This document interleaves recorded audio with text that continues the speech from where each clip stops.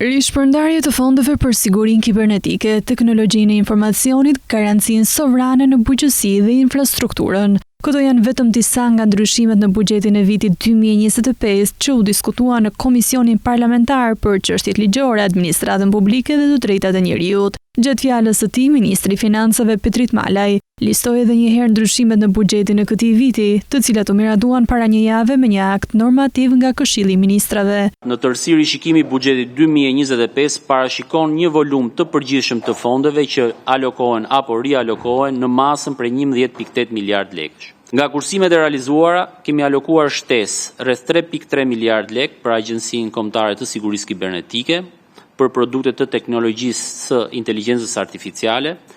Kemi alokuar rreth 1.5 miliard lekë shtesë për projekte të zhvillimit infrastrukturor pranë Fondit Shqiptar të Zhvillimit. Gjithashtu Ministria e Arsimit dhe Sportit ka marrë 318 milion lekë shtesë për projektet e ekipeve sportive në shkolla.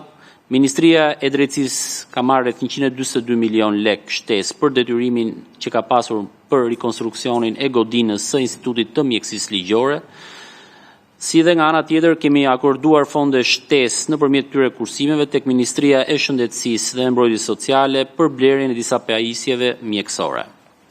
Gjithashtu nëpërmjet një akti normativ kemi miratuar një skemë të re të garancisë sovrane për sektorin e bujqësisë për një vlerë 3 miliard lekë. Ministri i Financave theksoi se ky akt normativ ka të bëjë vetëm me kursimet nga projekte të caktuara, të cilat janë rialokuar për projekte të tjera.